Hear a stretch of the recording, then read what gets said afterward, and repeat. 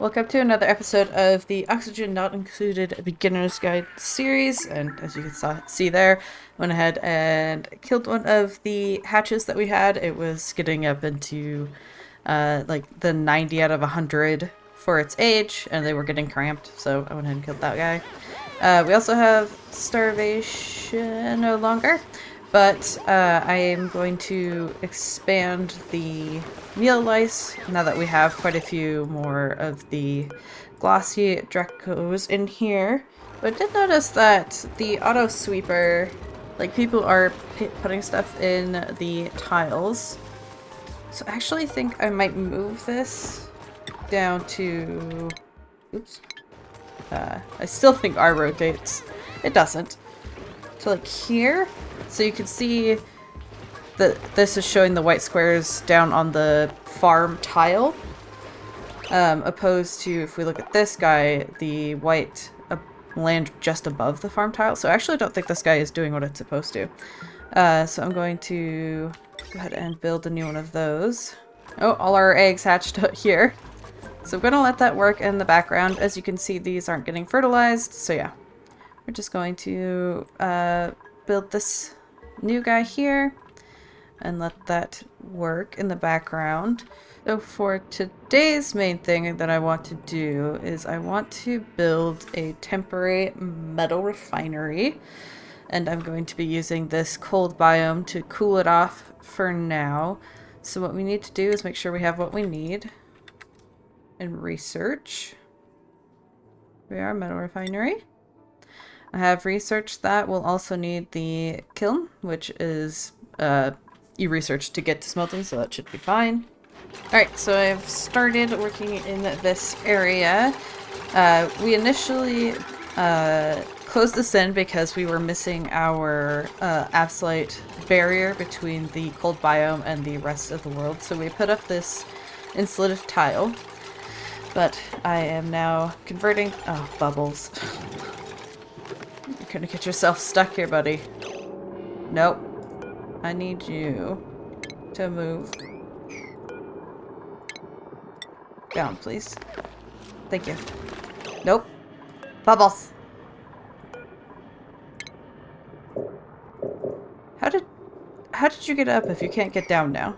Please get down, Bubbles. Dupes will never cease to amaze me. So yes, what we're doing is I have opened this up and I'm going to put a water lock here. I'm trying to pull this polluted water down into this area. The good thing about using polluted water in this situation is regular water would probably freeze. And that is, as you can imagine, not something we want. The other thing I am doing is digging down into this pool of polluted water. The metal refinery takes a liquid in and then sends it back out, so we're going to need to get something, a pool of water to use for that. We have a little bit of a problem here. This guy, because of the way stuff is set up here, it's never going to be like blocked from emitting, and so we're getting some very dense salt water in this, and I'm not sure if we'll want to open that or not. I don't know if I had said, but the reason we're building the water lock is to kind of help with maintaining temperatures, just a little bit. It's not going to be very effective at it, but it's better than nothing. I was using the mesh tiles here because there is the potential of melting liquids, but all of the stuff I wanted here ended up in the mesh tile, so that wasn't ideal. Next, I need to get some power down here. I think I'm just going to have my heavy watt head out this direction. And then we can just run it straight into that guy. We'll need a heavy watt here just because these can't go through walls. Once we have the metal refinery going, that's going to be when I reconvert all of the wires, because we'll be able to change the copper in a 1-to-1 for refined metal. So that will make it worth converting these and I won't be wasting. I think I might start looking for a new duplicate that we can print. We certainly have enough food going on, and oxygen isn't a problem, and it would just help things go a little faster now that things are a little more stable. I'll have to take a look through my skills and stuff to see if there's a particular dupe we're missing. Otherwise, I'm just going to keep an eye out for some people with some very good stats. As for what's going on here, we now have the power put in. The main reason I did the heavy watt is in case we do bigger things in this area later on. Might as well have the heavy watt heading out this way. So power is now taken care of. The kiln doesn't take any power. It'll be a place for us to make ceramic or refined carbon. But yeah, it doesn't have a power input. But this guy does. So next we still need a coolant, which is going to be the liquid we're using. And we need an input and output. So I've started building that up. We have the input here, and this is some polluted water. We're going to bring that up and into that spot, and then we're going to bring it out. And I'm just going to drop it in the same pool for right now. Like I said, this is temporary until we can get some of the things like steel created. And for that, we're going to need the refined carbon, and then we're going to need to get some iron. Because we're about to make some copper ore into copper in the refinery, I will be taking that off of this particular guy. Because using it here is a waste. It converts 100 to 50, so it's a 50% loss. So we don't want to be using that anymore. Looks like everything is now built. As you can see, we're bringing it up here, and then we're taking it back and dropping it into this spot. So you can see it's going from 75 to 133. I may actually end up taking some radiant pipes and bringing it down here for a little minute, and then bring it back up, just so we don't really heat up our pool for now. So we want to go ahead and queue some refined carbon as well, because that's going to be needed for steel. The reason we want steel is because of its overheating capacity to, like, steel can be used in really hot things and not melt. So that's why we want to start building that up. We have some idle dupes. That is because... oh. I'm not entirely sure. Usually it's because they don't have enough Atmo suits to get out. But let us look into exploring even further. We've got something here. So we can see what that's going to be. So we had that water coming out at 150 or 33 before. So now that we're having it be radiant, it's now down to 100 and something. So you can see why we wanted to let off some of that heat. We have a new blueprint. Let's go ahead and print that. Got some paints. Nice. This is something that they've added recently, where if you play a certain amount of time, you'll get these blueprints. They're basically skins. I'm, while I'm waiting, creating a new wall pattern for myself. So I'm taking the stripe pattern and rotating it to make little diamonds in this room. Because why not? I adore these new drywall patterns, so you can actually put in walls into your buildings. It looks so nice. So I'm pretty torn picking between Turner and Ari. The thing that's really nice about Turner is the Night Owl attribute. He gets a +3 to all attributes the whole night. But this is a really good digger. So I guess we'll go with Ari. Welcome a new dupe into the colony. We'll need to find the mess tables and build a new one of those. And I'll have to set up their priorities and all of that. Welcome to the colony, Ari. Oh, that did turn out nice. Cool. Alright, so we have gotten this guy up and running. We can now turn iron into steel and iron ore into iron at a 1-to-1 instead of what we were doing beforehand. Once we have enough stuff, we will then start building out our cooling loop. Our base isn't bad. We do have a bit of warmth up in this area, and this side's getting kind of warm. But we'll be able to run some pipes throughout the base to keep it to a certain temperature using an aqua tuner and stuff. So that is some of the stuff we'll be looking into in the future. I was curious, earlier we saw here we are, natural gas geyser. Interesting. So as you can probably tell, that is where I actually ended the episode initially. It's kind of hard to judge the length of these.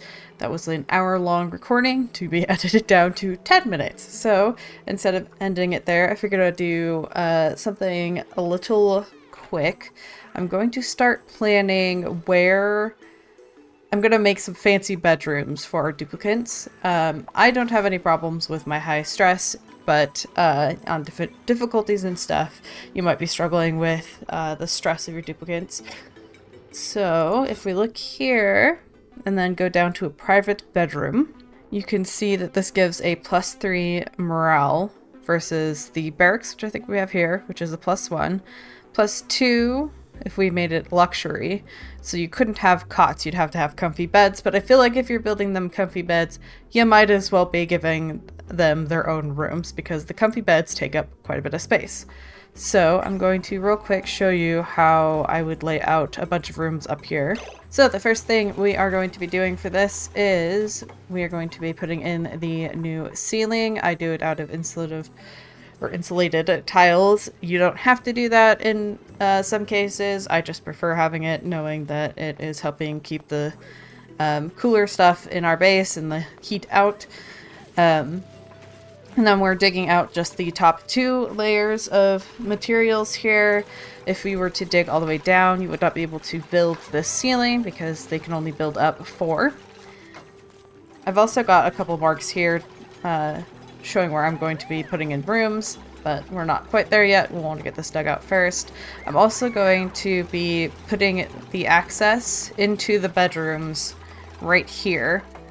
But they are going to be doing this stuff first, but then they'll build a ladder here. I'm going to take out this and put in a door, probably one of these guys. And then the goal is to make it so that they have to walk through this, why? I'm not entirely sure why Ari's sleeping here. It might be because of how I switched their schedule. They may have missed a bedtime, which isn't great. So I guess they're gonna just chill there for now. But yeah, the goal is to make him go through the park here that we have. So here you can see Nature Reserve under their morale, +6. So you don't always have to use this layout. This is me figuring out with the current layout that I have done already. You could plan it differently. Some people will make it so that these long ladders are a nature reserve.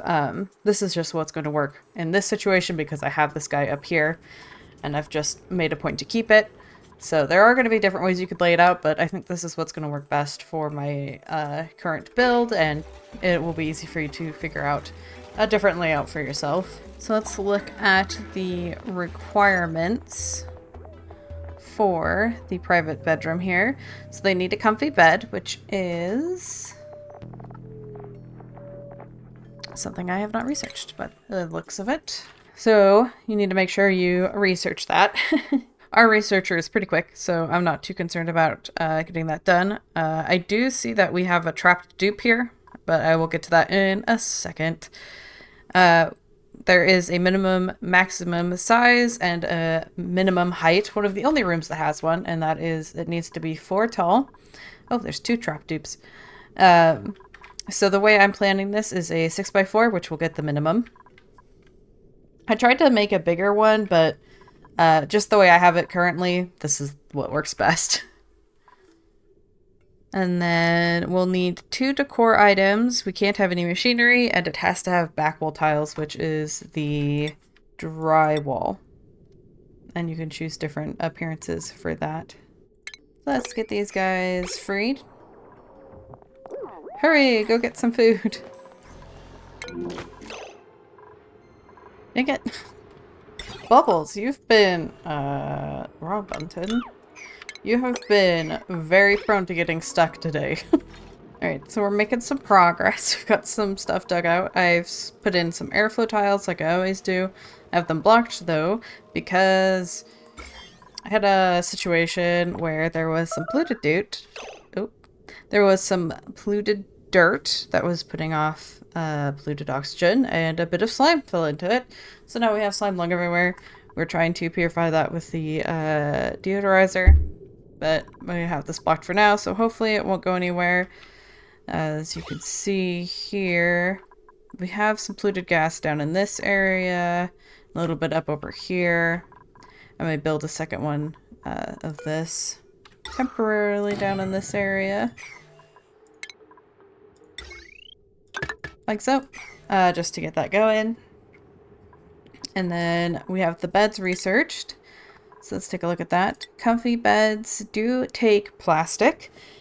So it's not something you can do right away, like it's not an early game thing, but once you have your glossy Drecos, you should be fine to make comfy beds. This is something you can get cool blueprints for. I only have the car one at the moment, so I'll probably be mostly using the regular one. Ooh. So something I also researched in that particular part of the tree was the clothing refashionator. So it looks like you take a snazzy suit, which you can make here, and I have made some, just because I know I have some dupes that take down decor as they move. And then we can change the way they look. Oh, neat. So currently, this is a luxury barracks because it is missing the drywall.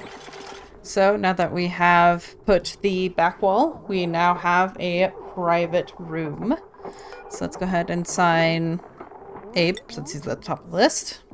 For rooms closest to the nature reserve, I'm going to have duplicants who need light. So we have Bonhee. Bonhee here needs light. I'll still give her an actual light since the shine bugs go all over the place. But that way no one's bothered by the light here. Bonhee actually likes it. So this is going to be her room. Currently, with the setup I have, I'm going to have this mirrored on the other side. I'm going to have space for 12 duplicates, but we are not quite there yet, but it'll be good to have it planned. And then we could do something like a massage room or something in this middle spot here. Like a recreation room, maybe.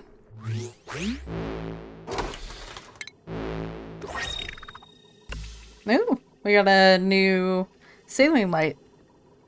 Very cool. Alright, so this is just a little bit of a continuation so you can see what I'm going for here. I've been having a lot of fun figuring out what kind of shapes I can do with the tiles that I have. Hopefully we'll be getting more soon. Always looking at this corner waiting. So I think that'll be it for this episode for realsies this time. Like I said before, we finished up getting this guy going. I was trying to let this cool off for a little bit before queuing any more. And then we've now got some rooms built up. I will be continuing that over here. Oh, I should probably get some automation on this. I think you can technically put an automation wire, the weight plate here. I think the duplicate technically stands in a spot even when they're sleeping, and you could put a weight plate there, which will then keep the light on. So there's a couple ways I could do this. I could get the duplicate sensor and maybe put it out here. I'd have to remove this. I could test figuring out where to put the pressure plate, but I think maybe I'll just go cycle sensor. And then it is Bonhee, so let's check when she sleeps. Oh, she sleeps at night. Okay. So that should make setting this up pretty simple, actually. There we go. So now it turns it off. Perfect. So yeah, that's going to be it for this episode. I hope you guys have enjoyed it, and until next time, I hope you have a wonderful day.